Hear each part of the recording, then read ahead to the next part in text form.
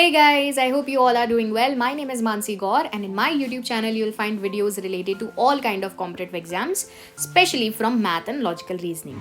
So here this is a question from CAT 2022 slot 3. This question again is very easy. Here we have a glass that contains 500 cc of milk. तो यहाँ पर मैं लिख लेती हूँ.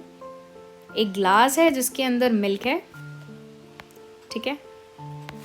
There is another cup जिसके अंदर क्या है, पानी है. Same amount. Both of them have the same amount of milk and water. Now from the glass 150 cc of milk is transferred to the cup. अब यहाँ से 150 आपने ट्रांसफर कर दिया. क्या ट्रांसफर किया? मिल्क ट्रांसफर किया है. So this is water, this is milk, total this is 650. ठीक है. अब इनका रेशो देखें, अगर हम वाटर टू मिल्क, ये रेशो क्या है हमारा 10:3.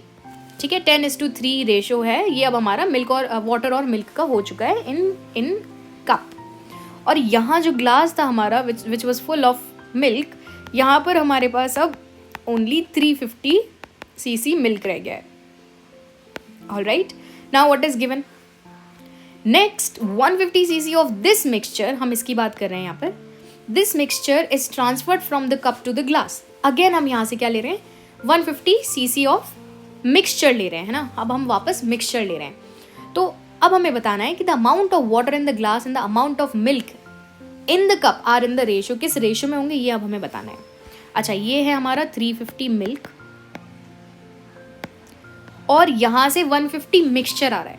अब वो जो मिक्सचर आ रहा है उसमें वाटर कितना है और मिल्क कितना है. तो टोटल पार्ट्स हैं ये 13 पार्ट्स. इसमें से 10 पार्ट्स वाटर के हैं, 3 पार्ट्स किसके हैं, 3 पार्ट्स हमारे मिल्क के हैं. तो हमने क्या किया, 10 पार्ट्स ऑफ 13 पार्ट्स हमने किसके ले लिए हैं, वाटर के ले लिए हैं. ये है हमारा वाटर, ठीक है. ये मिल्क है, ये वाटर है, ठीक है. 150 हमने टोटल क्वांटिटी ली है, तो उस 150 का 10/13 जो होगा ये होगा हमारा वाटर. और 3/13 जो होगा वो क्या होगा हमारा, मिक्सचर की बात करिए, हमने मिक्सचर लिया है तो ये होगा हमारा मिल्क. ठीक है. अब यहाँ पर कितना रह गया, अब रेशो तो थ्रू आउट सेम ही रहेगा ना. आप कितना भी उसमें से निकाल दो, रेशो वाटर और मिल्क का थ्रू आउट सेम ही रहेगा. 150 निकल गया, वो हमने उसमें ग्लास में डाल दिया. अब कप के अंदर कितना रह गया ये हमें पता करना है. कप के अंदर वापस 500 रह गया.